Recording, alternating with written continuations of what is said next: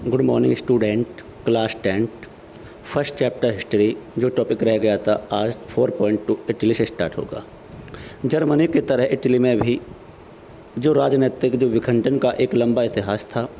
Italy के अनेक वंशानुगत राज्यों तथा बहुराष्ट्रीय हैब्सबर्ग साम्राज्य में बिखरा हुआ था।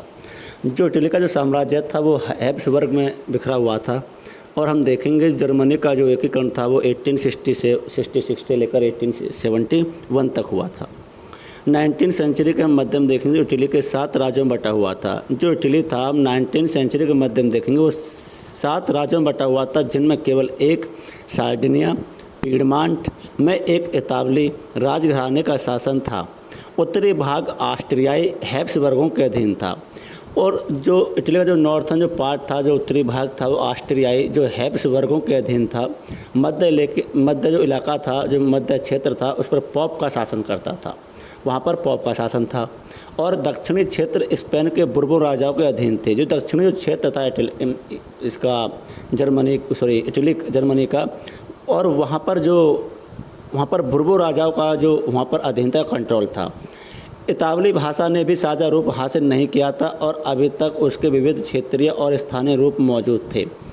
1830 के दशक में जूसेप्पे मैत्सिनी ने एकीकृत इतालवी गणराज्य के लिए एक सुविचारित कार्यक्रम प्रस्तुत करने की कोशिश की थी। उसने अपने उद्देश्यों में प्रसार के लिए यंग इटली का नामक एक गुप्त संगठन बनाया था।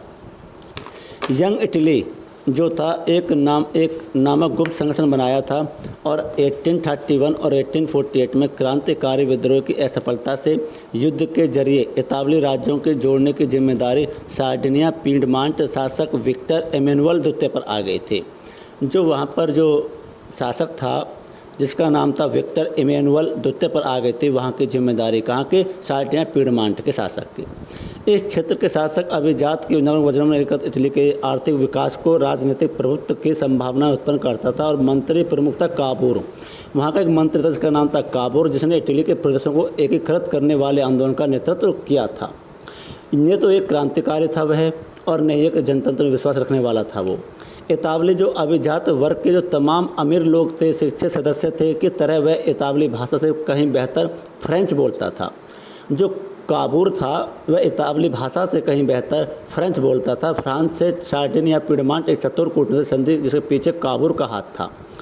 और हम देखते हैं कि सार्डिनिया और पीडमांट के 1859 में ऑस्ट्रियाई बलों को हराने कामयाबी उसने हासिल की।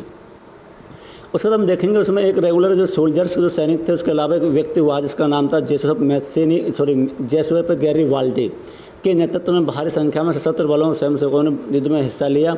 और 1860 में वे साउथ इटली और 2 सिसिलियों के राज्य में प्रवेश कर गए और स्पेनी शासक को हटाने के लिए स्थानीय किसानों का समर्थन पाने में सफल रहे।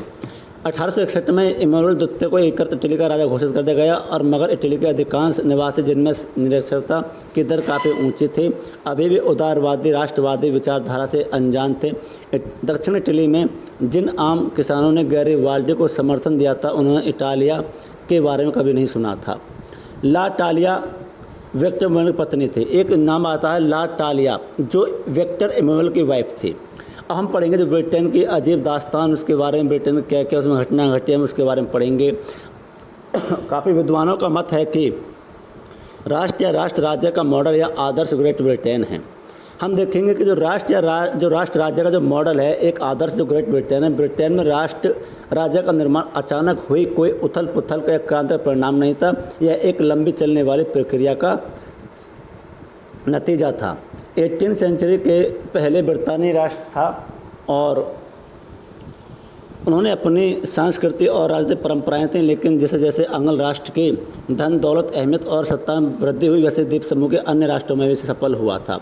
अब हम देखेंगे इसमें 2 चीज़ें आती हैं। एक तो आंग्ल संसद ने 1688 में राजतंत्र से ताकत छीन ली, और दूसरी बार एक था एक्ट ऑफ यूनियन जो 1707 में यूनाइटेड किंगडम ऑफ ब्रिटेन का गठन हुआ था।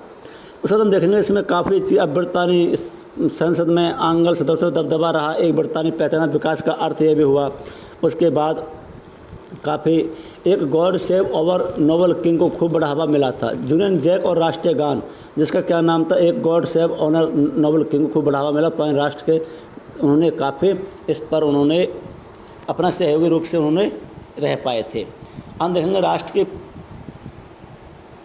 परिकल्पना या दृश्य कल्पना के बारे में पढ़ेंगे। किसी शासक को एक चित्र या मूर्ति के रूप में अभिव्यक्त करना शासन, किंतु वह राष्ट्र को चेहरा कैसे दिया जा सकता है, हम इस पर डिस्कस करेंगे। 18वीं सेंचुरी में और 19वीं सेंचुरी में जो कलाकारों ने राष्ट्र का मानवीकरण करके इस प्रश्न को हल किया था, उसमें कुछ देश के यूँ चित्रित किया जैसे कोई व्यक्ति हो, उस पर राष्ट्र को नारी भेष में प्रस्तुत किया जाता है। राष्ट्र को व्यक्ति का जामा पहनते हुए जिस नारी को रूप में चुना गया वह असल जीवन में कोई खास महिला नहीं थी, या तो राष्ट्र के अमूर्त विचार ठोस का प्रदान प्रयास था। नारी की छवि राष्ट्र का रूपक बन गई थी। उस समय जो नारी की जो एक छवि बनाई गई थी वो राष्ट्र के लिए बनाई गई थी, वो राष्ट्र के रूपक बन गई थी। जिसमें कि हम देखेंगे कि रूपक जो वर्ड आया है वह किसी अमूर्त विचार से लालच, ईर्ष्या, स्वतंत्रता, मुक्ति को किसी भी व्यक्ति या किसी भी चीज़ के लिए इंगित किया जाता है। और एक रूपात्मक कहानी के दो अर्थ होते हैं, एक तो शाब्दिक और एक प्रतीकात्मक। उसके बाद देखेंगे इसी प्रकार नारी रूपों को आविष्कार कलाकार 19वीं सेंचुरी में फ्रांस ने उन्हें लोकप्रिय ईसाई नाम मारियान दिया गया, जिसने जनतंत्र के विचारों को रेखांकित किया। इसके चयन में स्वतंत्रता और गणतंत्र के थे।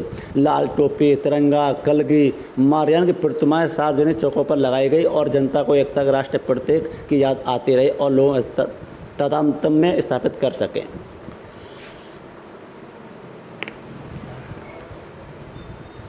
राष्ट्रवाद और साम्राज्यवाद के बारे में पढ़ेंगे। 19वीं सेंचुरी के अंतिम चौथाई तक राष्ट्रवाद का एक वह आदर्शवादी, उदारवादी, जनतांत्रिक स्वभाव नहीं रहा जो सदी के प्रथम भाग में था। अब हम देखेंगे राष्ट्रवाद सीमित लक्ष्यों वाला संकीर्ण सिद्धांत बन गया। इस बीच के दौर में राष्ट्रवादी समूह एक दूसरे के प्रति अनुदर होते चले गए और लड़ने के लिए हमेशा तैयार रहते थे। 1871 के बाद यूरोप में गंभीर राष्ट्रवादी तनाव का स्रोत बाल्कन क्षेत्र था। हम देखेंगे 1871 के बाद यूरोप में जो एक राष्ट्रवादी तनाव था, जो कई राष्ट्रों के बीच में तनाव चल रहा था, वो था बाल्कन क्षेत्र। क्योंकि यहाँ के भौगोलिक और जातीय भिन्नता थे। इसमें आधुनिक रोमिया, बुल्गारिया, अल्बेनिया, यूनान, मैसेडोनिया, क्रोएशिया और बोस्निया हर्जेगोविना और स्लोवेनिया और सर्बिया और मॉन्टीनीग्रो शामिल थे। इन क्षेत्रों के निवासियों को आमतौर पर स्लाव पुकारा जाता था। बाल्कन क्षेत्र का एक बड़ा हिस्सा ओटोमन साम्राज्य कंट्रोल में था, लेकिन बाल्कन क्षेत्र में रोमानी राष्ट्रवाद के विचार के फैलने और ओटोमन साम्राज्य के विघटन से स्थिति काफ़ी विस्फोटक हो गई थी।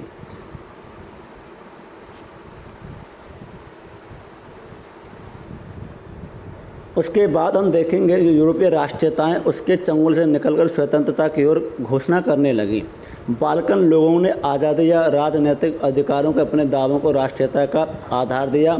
उन्होंने इतिहास का इस्तेमाल करने के साबित करने के लिए किया गया था वो कभी स्वतंत्र थे।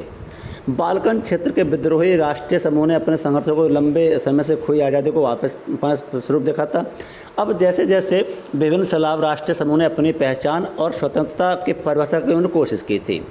अब बाल्कन क्षेत्र गहरे टकराव का क्षेत्र बन गया था। जो बाल्कन क्षेत्र था वह मतलब एक टकराव क्षेत्र बन गया था, क्योंकि बाल्कन जो क्षेत्र था काफ़ी कई देशों पर वह अधिकार था। क्योंकि बाल्कन क्षेत्र था वह काफ़ी कैसा था,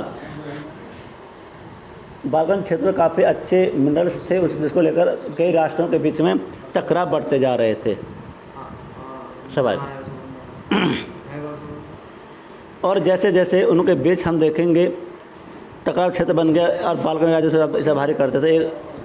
राज्य अपने लिए ज़्यादा इलाका हथियाने की उम्मीद रखता था। परिस्थितियाँ और अति जटिल इसलिए हो गई कि बाल्कन क्षेत्र में बड़ी शक्तियों के बीच प्रतिस्पर्धा होने लगी और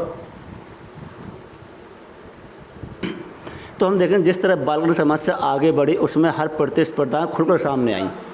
रूसी, जर्मनी, इंग्लैंड, ऑस्ट्रो हंगरी की हर तरफ प्रभाव बढ़ाना चाहती थी, जिसमें इलाके में कई युद्ध हुए और प्रथम युद्ध और अंततः लास्ट में प्रथम विश्व युद्ध हुआ। और जो प्रथम विश्व युद्ध हुआ था वो 1914 से लेकर 1918 तक युद्ध हुआ था। हम देखेंगे साम्राज्यवाद से जुड़कर राष्ट्रवाद जो 1914 में यूरोप को महाविपदा की ओर ले गया था। इसी बीच विश्व के अनेक देशों ने जिनका 19वीं सेंचुरी में यूरोप शक्तियों के उपनिवेशीकरण पर किया था, साम्राज्यवादी प्रभुत्व का विरोध कर रहे थे।